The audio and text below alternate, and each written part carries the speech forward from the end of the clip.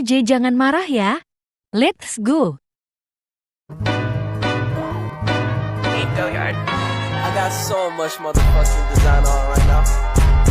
Bring it down, bring it back, make it clap. I got 3 old thoughts, new guap, wear that thing. Bitches on my line, and you know. Macam mana telepon berfungsi? Telepon berfungsi dengan menghantar isyarat kepada menara berdekatan, yaitu stesen pangkalan, dengan menggunakan gelombang RF. Ini adalah satu bentuk tenaga elektromagnet yang jatuh di antara gelombang radio. Telepon bimbit juga digunakan sebagai alat perhubungan suara atau data melalui jaringan stesen pangkalan yang dikenali sebagai tapak sel. Jenis gelombang yang terlibat ialah gelombang radio. Apa itu gelombang radio? Gelombang radio dihasilkan oleh arus elektrik yang berayun pada areal pemancar isyarat. Sifatnya boleh membawa maklumat seperti isyarat suara atau isyarat gambar. Gelombang radio juga digunakan dalam komunikasi seperti satelit, radar, dan perhubungan antara bangsa. Ia juga adalah kuasa penghantaran berparas rendah yang menghantar isyarat ke telepon bimbit yang lain. Salah satu keupayaan telepon bimbit ialah untuk memancarkan gelombang frekuensi radio atau turut dikenali sebagai gelombang RF, radio frequency waves. Selain itu, sifat gelombang radio juga melibatkan panjang gelombang, frekuensi gelombang, amplitud gelombang, dan laju gelombang. Seterusnya, gelombang radio mempunyai ciri-ciri gelombang yang terlibat seperti cara gelombang radio bergerak adalah menerusi vakum. Ia juga diserap sedikit semasa di udara dan cara pindah gelombang bunyi pada jarak yang jauh. Justru itu, gelombang radio mempunyai ciri penyampaian di atmosfera bumi. Bergantung kepada frekuensi yang berbeda, panjang gelombang boleh membias sekitar halangan seperti gunung dan mengikuti gelombang tanah. Menjalankan aplikasi telefon pintar mempunyai kemampuan untuk menjalankan aplikasi yang sangat bermanfaat dalam kehidupan seharian.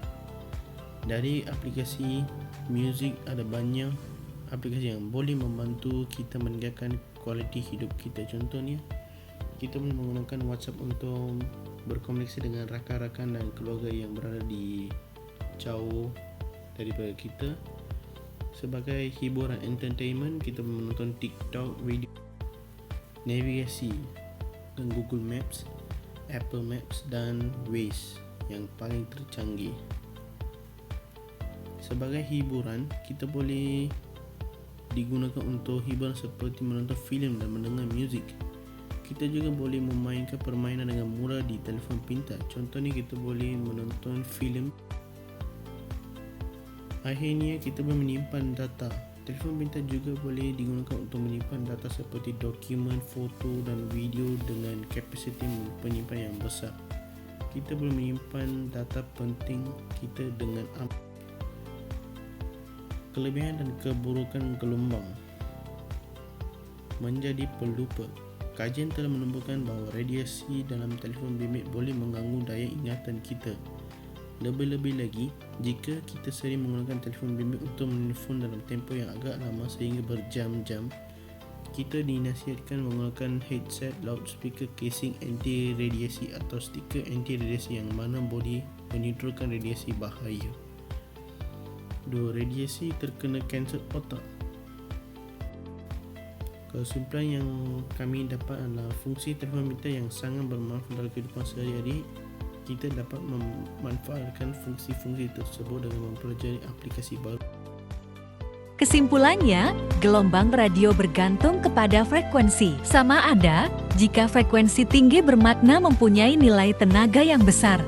Gelombang ini banyak digunakan dalam bidang komunikasi seperti dalam penyiaran radio dan televisi, komunikasi tanpa wayar Bluetooth, WiFi, dan sebagainya, juga boleh mengimbas lokasi dan macam-macam lagi.